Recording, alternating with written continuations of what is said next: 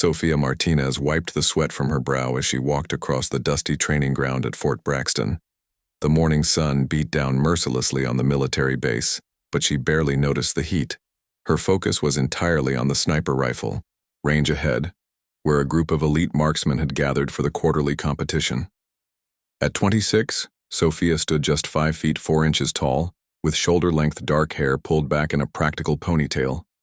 Her small frame and quiet demeanor often led people to underestimate her, something she had grown accustomed to over her 8 years in the military. Today would be no different.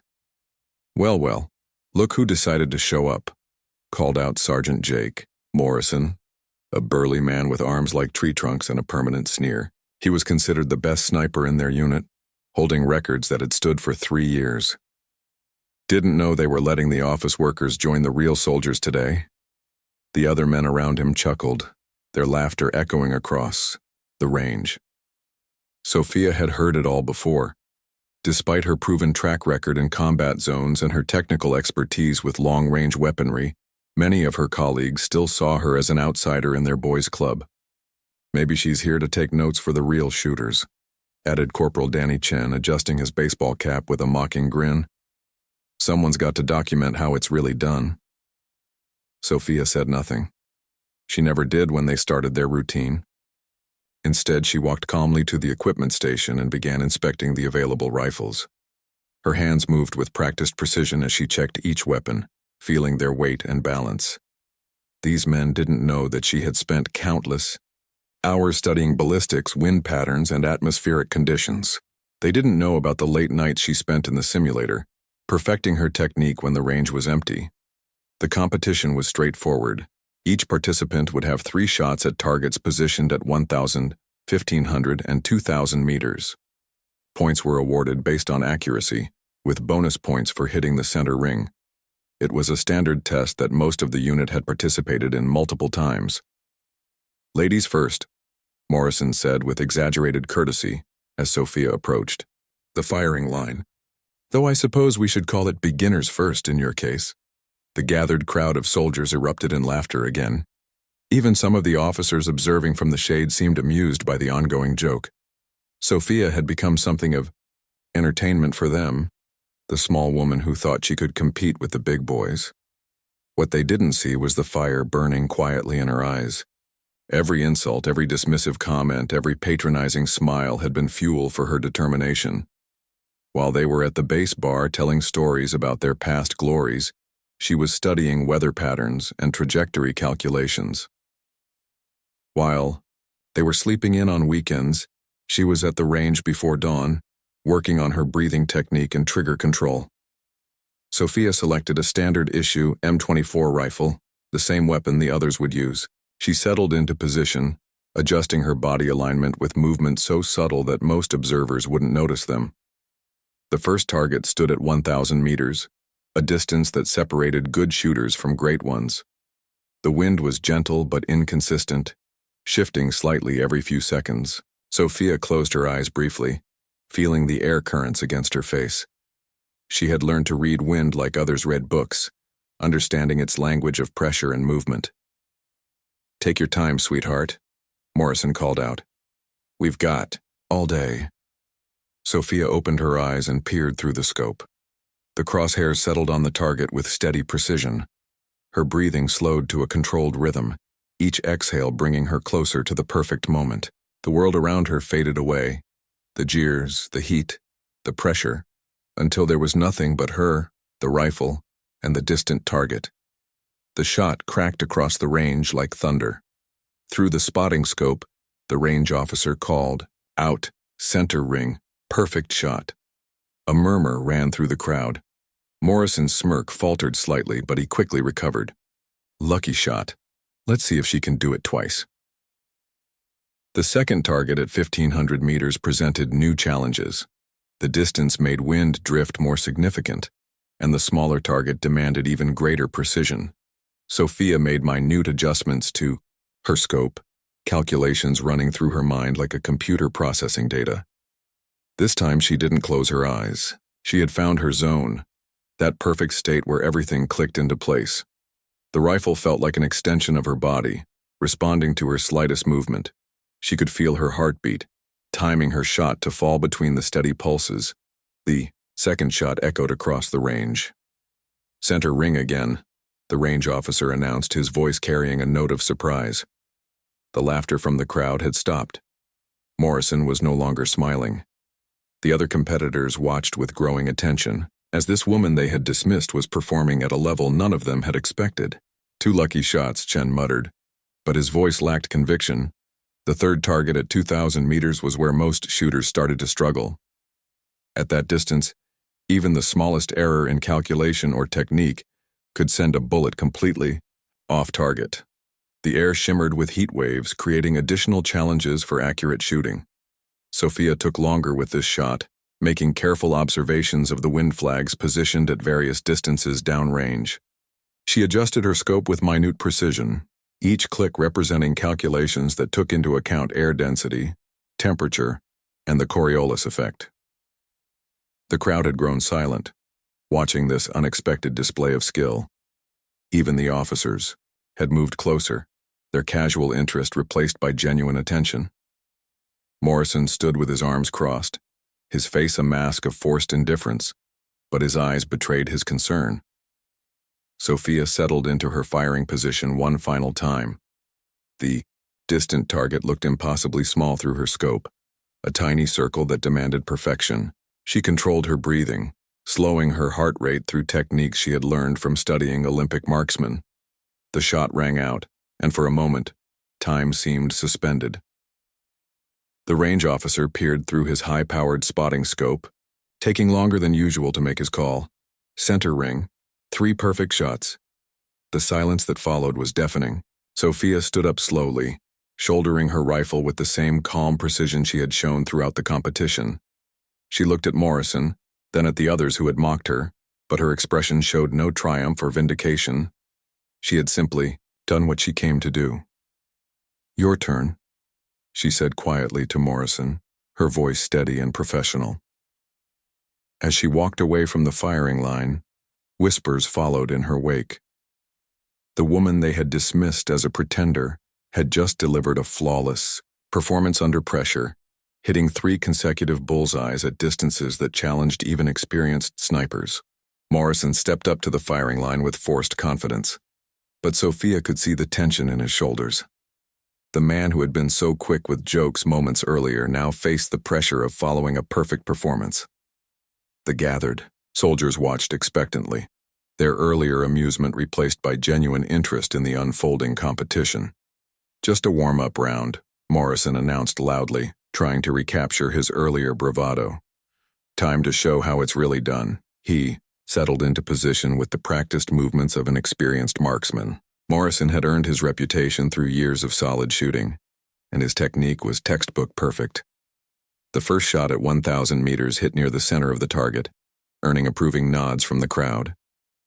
Not bad, Sophia thought, maintaining her neutral expression. She respected skill wherever she found it, even in someone who had spent months making her life difficult.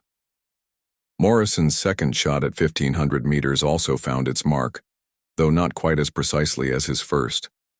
The wind had shifted slightly, and he hadn't adjusted quickly enough. Still, it was a respectable showing that would have been impressive under normal circumstances. The third shot at 2,000 meters proved challenging. Morrison took considerable time making calculations and adjustments, the pressure clearly affecting his usual rhythm. When he finally fired, the bullet struck the outer ring of the target, a decent shot, but far from the perfection Sophia had demonstrated. "Good shooting, Sergeant," the range officer called out. 2 inner rings and 1 outer ring. Morrison forced a smile and nodded to the scattered applause, but Sophia could see the frustration in his eyes. For the first time in years, someone had outperformed him at his own game, and that someone was the woman he had been dismissing for months. The other competitors took their turns, each delivering competent but unremarkable performances. Chen managed 1 bullseye out of 3 shots, while the others struggled with the longer distances. It became increasingly clear that Sophia's performance hadn't been luck. It had been exceptional skill.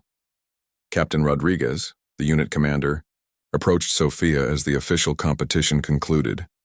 He was a weathered veteran with steel-gray hair and eyes that missed nothing. Unlike his subordinates, he had never participated in the mockery of Sophia's abilities, preferring to judge soldiers by their performance rather than appearances. "Impressive shooting, Martinez," he said in his gravelly voice. "Where did you learn to handle wind drift calculations like that?" "Books, sir," Sophia replied simply. "And practice. Lots of practice." Rodriguez nodded thoughtfully. He had noticed Sophia's dedication over the months, her willingness to put in extra hours when others were relaxing. While the rest of the unit saw her as an outsider, he had begun to recognize her potential. "I might have something that could use your particular talents," he said quietly. "Report to my office at 800 tomorrow." As Sophia walked back across the training ground, the dynamics around her had subtly shifted.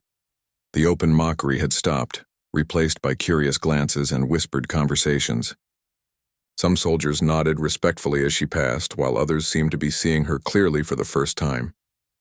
Morrison caught up with her near the barracks, his earlier hostility replaced by something more complex. "That was good shooting, back there," he admitted grudgingly. "Where did you really learn to shoot like that?" Sophia paused, considering her response. She could have been petty, could have thrown his earlier insults back at him. Instead, she chose honesty. "My grandfather," she said. "He was a hunter in Montana.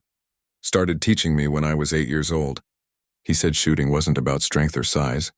It was about understanding the relationship between you, the weapon, and the environment." Morrison listened quietly, perhaps beginning to understand that he had misjudged this woman completely. "He taught me to read wind patterns by watching grass and leaves," Sophia continued. "To calculate distances by understanding how light and shadow played across the landscape. Most importantly, he taught me patience. He said the best shot is the one you don't take until everything is perfect." "And the technical stuff? The ballistics calculations?" "Military manuals, physics textbooks, online courses during my off-duty." "Hours," Sophia replied. "I've been studying advanced marksmanship for 4 years, learning everything I could about long-range shooting." Morrison shook his head slowly. 4 years? Why didn't you ever say anything?"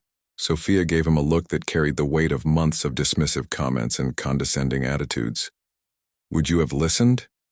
The question hung in the air between them. Morrison had no answer, because they both knew the truth. He and the others had been too busy seeing what they expected to see rather than recognizing what was actually in front of them. That evening, Sophia sat in her small quarters, cleaning her personal rifle, a custom-modified Remington 700 that she had purchased with her own money and carefully upgraded over time. The weapon represented countless hours of research and saving, each modification chosen to enhance accuracy and performance. Her phone buzzed with a text message from her sister back home. "How's the army treating you? Still dealing with those jerks who don't take you seriously?" Sophia smiled as she typed back. "Things might be changing. Had a good day at the range." She didn't elaborate, but for the first time in months, she felt a sense of possibility. The perfect performance at the competition hadn't just been about hitting targets. It had been about proving to herself that years of quiet preparation and determination could overcome prejudice and doubt. Her grandfather's lessons echoed in her mind. He had been a man of few words but profound wisdom, someone who understood that true strength came from within. "The loudest person in the room is rarely the most dangerous," he used to say. "The quiet ones who watch and learn, they're the ones you should respect." Tomorrow's meeting with Captain Rodriguez could be the opportunity she had been preparing for without even knowing it. Whatever he had in mind, she would be ready. The skills she had demonstrated today were just the beginning of what she was capable of achieving. As she finished cleaning her rifle, Sophia reflected on the day's events. The competition had been a turning point, but she understood that earning respect was an ongoing process. Some people would continue to doubt her abilities, but others were beginning to see past their preconceptions. The mockery hadn't disappeared entirely. She could still hear whispered comments and see skeptical looks, but something fundamental had shifted. She was no longer invisible, no longer easily dismissed. For a woman who had spent her military career fighting to be taken seriously, that change represented a significant victory. Her phone buzzed again, this time with a message from an unknown number. Heard about your shooting today. Impressive. Work. Rodriguez. Sophia stared at the message, surprised that her commanding officer had her personal number. The informal communication suggested that tomorrow's meeting might be more significant than she had initially thought. Whatever opportunity was coming her way, she intended to be prepared for it. Captain Rodriguez's office was sparse and functional, decorated only with commendations and unit photographs spanning his 20-year career. Sophia stood at attention as he reviewed her service record, the thick file spread across his desk containing performance evaluations, training scores, and deployment reports. At ease, Martinez, Rodriguez said without looking up. Take a seat. Sophia settled into the chair across from his desk, maintaining perfect posture despite the informal invitation. Her mind raced through possibilities for this meeting, but she kept her expression neutral and professional. Your marksmanship scores have always been exceptional, Rodriguez began, finally closing the file. But yesterday's performance was something else entirely. Perfect shots at those distances under pressure. That's not just skill, that's mastery. Thank you, sir, Sophia replied, unsure where this conversation was heading. Rodriguez leaned back in his chair, studying her with the calculating gaze of a man who had spent decades evaluating soldiers. I've been watching you for months, Martinez. While others were focused on your size or your gender, I was looking at your dedication. The extra hours at the range, the technical manuals you check out from the base library, the ballistics software you've been teaching yourself to use. Sophia felt a flush of surprise. She hadn't realized anyone was paying attention to her self-directed education efforts. There's a position opening up that requires someone with your particular combination of skills and temperament, Rodriguez continued. It's not official yet, but I have it on good authority that the Special Operations Command is looking for precision marksmen to join a new long-range reconnaissance unit. The words hit Sophia like a physical blow. Special operations had been a dream she barely allowed herself to consider, knowing that opportunities for women in elite units were still limited and highly competitive. The selection process is brutal, Rodriguez warned. Physical requirements, psychological evaluations, advanced tactical training, and marksmanship tests that make yesterday's competition look like child's play. Most candidates wash out within the first week. What would be required of me, sir? Sophia asked, her voice steady despite her racing pulse. If you're selected, you'd be trained on the most advanced sniper systems in the military arsenal. We're talking about weapons platforms capable of engaging targets at distances exceeding 2,000 meters under combat conditions. The Barrett MRAD, the Che-TAC intervention, systems that require not just shooting ability, but deep understanding of advanced ballistics and environmental factors. Rodriguez pulled out another file, this one marked with security classifications. The missions would be high-stakes operations where precision matters more than firepower, counter-terrorism, hostage rescue, target elimination in urban environments, where collateral damage isn't acceptable. Sophia absorbed this information, understanding the magnitude of what was being offered. This wasn't just a career opportunity. It was a chance to join the elite ranks of military specialists who operated at the highest levels of skill and responsibility. Why me, sir? She asked directly. Rodriguez smiled for the first time during their conversation. Because you've spent years preparing for something like this without even knowing it existed. Because you have the patience and discipline to make shots that others would consider impossible. And because yesterday proved that you can perform under pressure when everything is on the line. He opened the classified file and showed her photographs of various sniper systems, each more sophisticated than the last. These weapons aren't just tools. They're precision instruments that require operators who understand physics, meteorology, and advanced mathematics. Your technical background makes you an ideal candidate. Most importantly, Rodriguez continued, you've already proven that you won't be intimidated by skeptics or deterred by people who underestimate you. Special operations teams need members who can maintain focus regardless of external pressure. Sophia studied the weapons in the photographs, her analytical mind already processing their capabilities and requirements.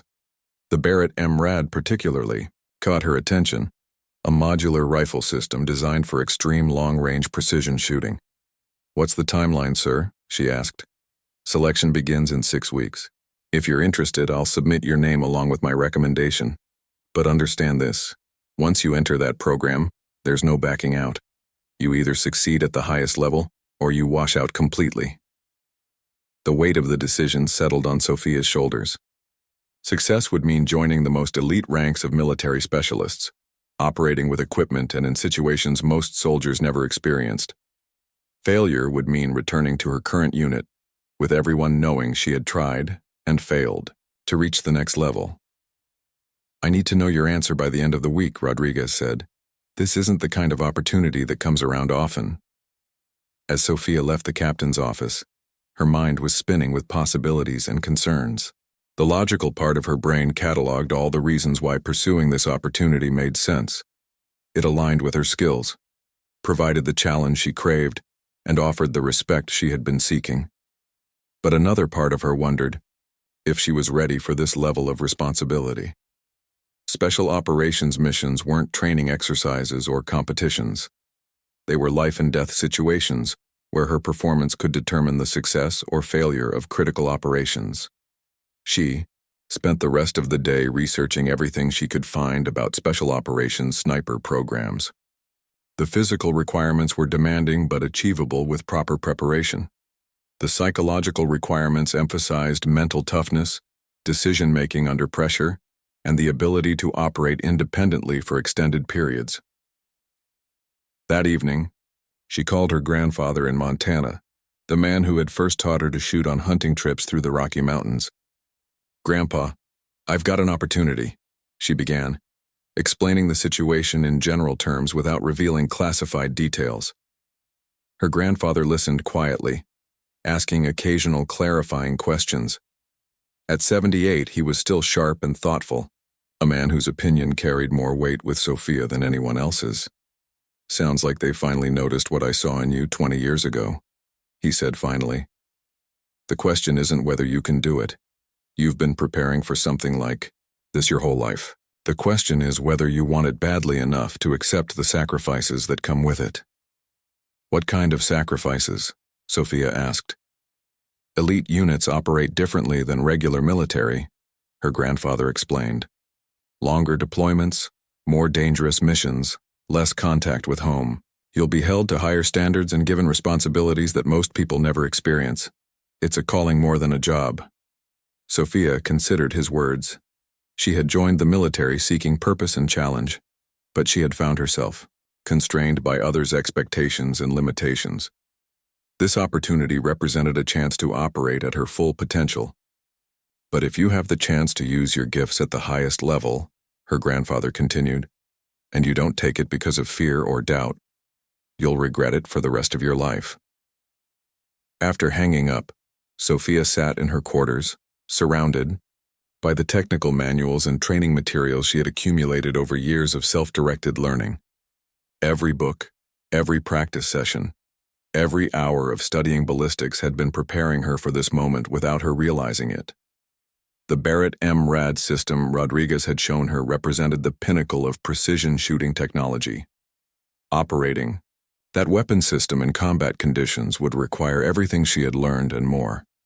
But for the first time in her military career, she would have the opportunity to work with equipment that matched her capabilities rather than being limited by standard-issue constraints. By the time she went to sleep that night, Sophia knew what her answer would be. The Special Operations Selection Course began at 400 hours on a cold Monday morning at Fort Campbell, Kentucky. Sophia stood among 37 candidates in the pre-dawn darkness, her breath visible in small puffs as the instructors emerged from the shadows like specters. "Welcome to hell," announced Sergeant Major Williams, a man whose reputation preceded him throughout the special operations community. "For the next 8 weeks, we will determine which of you has what it takes to operate at the highest levels of military precision." The candidates represented the cream of various military branches: Rangers, Marines, Army marksmen, and Navy SEALs. Sophia was one of only 2 women in the group. a fact that generated skeptical looks and whispered comments similar to what she had experienced throughout her military career. The first week was designed to break weak candidates quickly. Physical training began before sunrise and continued until well after dark, interspersed with academic sessions on advanced ballistics, meteorology, and tactical planning. Many nights Sophia fell into her bunk with barely enough energy to review her notes before exhaustion claimed her. The dropout rate was brutal. By day 3, 5 candidates had voluntarily withdrawn or been dismissed for failing to meet standards. By the end of the first week, the original 37 had shrunk to 26. Sophia's academic performance distinguished her immediately. While other candidates struggled with ballistic calculations and atmospheric corrections, she absorbed the material with the ease of someone who had been studying these concepts for years. Her instructors began taking notice of the small woman who could calculate bullet drop and wind drift faster than most could use their electronic devices. Martinez called instructor Davis during a ballistics session, "Calculate the firing solution for a 2,400-meter shot in 15-knot crosswind with 65% humidity at 3,000 feet elevation." The other candidates watched as Sophia worked through the complex problem without hesitation, adjusting for air density, Coriolis effect, and wind drift with practiced precision. Elevation 27.3 MOA, windage 4.2 MOA left, she answered confidently. Davis checked his calculations and nodded approvingly. Outstanding. Most people need a computer for that. But academic excellence wasn't enough. The physical requirements pushed everyone to their limits and beyond. 20-mile ruck marches with full gear, obstacle courses designed to test endurance and mental toughness, and swimming tests that eliminated several more candidates. Sophia's smaller frame made some challenges more difficult, but her endurance and determination carried her through. She had learned long ago that technique could overcome raw strength, that mental toughness could compensate for physical limitations. During week 3, the real sniper training began. The candidates were introduced to the weapon systems they would potentially operate, the Barrett MRAD, Chaytak M200, and other precision instruments that represented the pinnacle of long-range shooting technology. "These aren't hunting rifles or standard military weapons," explained Master Sergeant Roberts as he displayed the Barrett MRAD. "This system is capable of first-round hits at distances exceeding 1,500 meters under optimal conditions. In the right hands, with perfect conditions and excellent intelligence, effective range can extend beyond 2,000 meters." Sophia studied the weapon with the intensity of someone examining a work of art. The modular design allowed for different calibers and barrel lengths depending on mission requirements. The precision engineering represented decades of advancement in material science and manufacturing techniques. "Who can tell me the primary factors affecting accuracy at extreme range?" Roberts asked. Several hands went up, but he pointed to Sophia. "Martinez? Environmental factors are critical," she began. "Air temperature affects bullet velocity and trajectory. Humidity changes air density, which influences drag. Wind speed and direction at multiple points along the bullet's path, not just at the firing position. Atmospheric pressure impacts ballistic performance. Temperature of the ammunition itself affects powder burn rate and muzzle velocity." Roberts nodded approvingly. "Continue."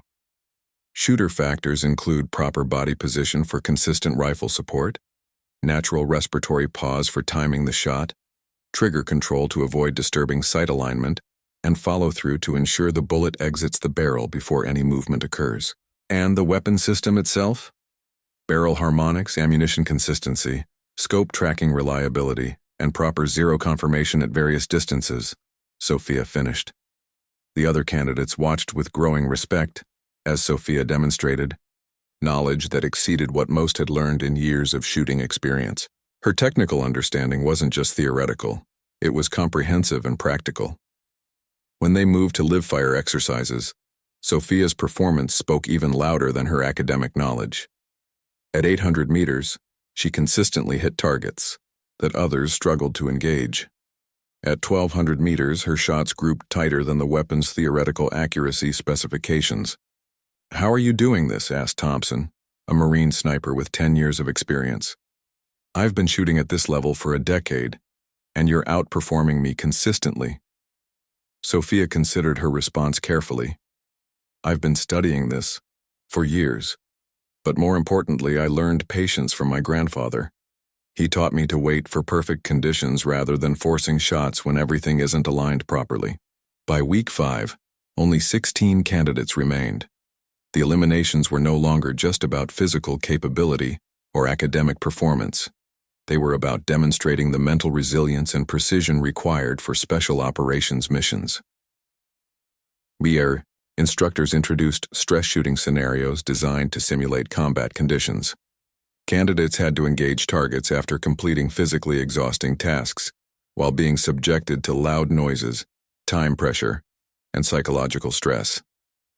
In the field, you won't have perfect conditions, Sergeant Major Williams explained. You'll be tired, stressed, possibly under fire, and expected to make shots that could determine the outcome of entire operations. We need to know you can perform when everything is going wrong. During one particularly challenging exercise, candidates were required to complete a 5-mile run in full gear, then immediately engage targets at 1,000 meters with their heart rates still elevated and their breathing labored. Sophia struggled initially, her small frame making the run more challenging than it was for larger candidates. She arrived at the firing position with her pulse hammering and sweat stinging her eyes. But as she settled behind the Barrett MRAD, something clicked into place. Her grandfather's voice echoed in her memory. Your body might be tired, but your mind can still be calm. Find the quiet place inside yourself where nothing else exists. She controlled her breathing, allowing her heart rate to settle into a manageable rhythm. The chaos around her faded away until there was only her, the rifle, and the distant target. When she fired, the shot was perfect. Outstanding shot, Martinez called the range instructor. Who taught you to shoot like that under stress? My grandfather, instructor. He said the weapon doesn't know if you're tired or stressed. It only knows if you do your job correctly. That evening, as the remaining candidates cleaned their weapons and prepared for another day of challenges, Sophia reflected on how far she had come. The woman who had been mocked at Fort Braxton was now among the elite candidates being considered for the most demanding roles in the military. But she also understood that the real test was still ahead. The instructors had mentioned that the final evaluation would involve a shooting challenge unlike anything they had experienced, something that would separate the exceptional from the merely good. Whatever that challenge involved, Sophia was determined to be ready for it. The final week of selection arrived with an ominous announcement from Sergeant Major Williams. The remaining 12 candidates, winnowed down from the original 37, stood at attention in the early morning mist as he outlined their ultimate test. For your final evaluation, you will attempt what we call the impossible shot, Williams began, his gravelly voice carrying across the range. Each of you will have one opportunity to engage a target at 3,000 meters using the Barrett MRAD system. At that distance, you are operating at the absolute limits of both human capability and weapon performance. Sophia felt her pulse quicken. 3,000 meters was nearly 2 miles, a distance where the slightest error in calculation or execution would result in a complete miss. She had read about such shots in military journals. Legendary achievements accomplished by only a handful of snipers in combat conditions. The atmospheric conditions, target details, and time constraints will be provided 30 minutes before your shot, Williams continued. You will have access to all the meteorological equipment and ballistic computers available, but ultimately, success will depend on your ability to synthesize complex information under pressure and execute perfect technique. Master Sergeant Roberts stepped forward with additional details. This isn't just about hitting the target. We're evaluating your analytical process, your preparation methodology, and your ability to adapt to real-world variables that can't be perfectly predicted. The candidates were dismissed to spend their final day preparing however they chose. While some engaged in physical training or weapon maintenance, Sophia retreated to the base library with her notebook and calculator. She had learned that preparation was her greatest advantage, and she intended to use every minute effectively. She researched atmospheric conditions at various times of day, studying how temperature inversions and wind patterns changed throughout the day. She reviewed ballistic tables for the specific ammunition they would be using, noting how bullet performance degraded at extreme distances. Most importantly, she studied the physics of projectile motion at ranges where the Earth's rotation became a significant factor. At 3,000 meters, the Coriolis effect would cause bullet deflection of several inches depending on the direction of fire. Temperature differentials along the bullet's flight path could create vertical dispersion. Even microscopic variations in ammunition weight could result in significant point-of-impact changes at such extreme range. That evening, Sophia called her grandfather for what might be their last conversation before the test. 3,000 meters, she told him quietly. That's almost 2 miles, Grandpa. Her grandfather was silent for a long moment. At 78, he had spent his entire life hunting and shooting, but even he understood the magnitude of what she was attempting. I've never shot at anything close to that distance, he admitted. But I taught you the fundamentals that work, at any range. Patience, preparation, and respect for the variables you can't control. What if I miss? Sophia asked, voicing the fear that had been growing in her mind. Then you miss with dignity, and the knowledge that you prepared properly. Her grandfather replied, but I don't think you'll miss. You've been preparing for this shot your entire life without knowing it. The next morning arrived with unusual weather conditions. A high-pressure system had moved in overnight, creating crystal-clear visibility, but variable wind patterns. Sophia was the 7th candidate to attempt the shot, giving her the advantage of observing others' techniques while also increasing the pressure of expectation. The first 6 candidates had performed admirably. 2 had missed completely, victims of miscalculated wind drift. 3 had hit the outer rings of the target, respectable achievements at such extreme range. 1 had managed an inner ring hit, earning appreciative nods from the instructors. When Sophia's turn arrived, she approached the firing position with deliberate calm. The Barrett MRAD had been zeroed at shorter distances, but she would need to make significant adjustments for the extreme range they were attempting. Candidate Martinez, you have 30 minutes to analyze conditions and prepare for your shot, announced Williams. Weather data and target information are available at the preparation station. Sophia spent the first 10 minutes gathering and analyzing data. Wind speed varied from 8 knots at the firing position to 12 knots at mid-range, with gusts up to 15 knots near the target. Temperature was 72 degrees Fahrenheit with 45% humidity. Atmospheric pressure was 30.15 inches of mercury, higher than standard conditions. She made careful calculations for bullet drop, accounting for the reduced air density at the elevated pressure. The Coriolis effect would deflect the bullet, approximately 6 inches to the right at this northern latitude. Wind drift calculations required accounting for the varying speeds along the bullet's flight path. 15 minutes remaining, called Roberts. Sophia moved to the rifle and began making scope adjustments. The elevation correction was substantial, nearly 45 MOA to compensate for the extreme bullet drop. Wind corrections were more complex, requiring her to account for the changing conditions along the bullet's path. She settled into her shooting position with practiced precision, adjusting her body alignment for optimal support and consistency.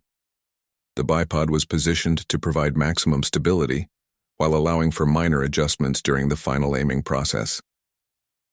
Through the scope, the target appeared impossibly small, a tiny dot that represented the culmination of years of preparation and months of intensive training.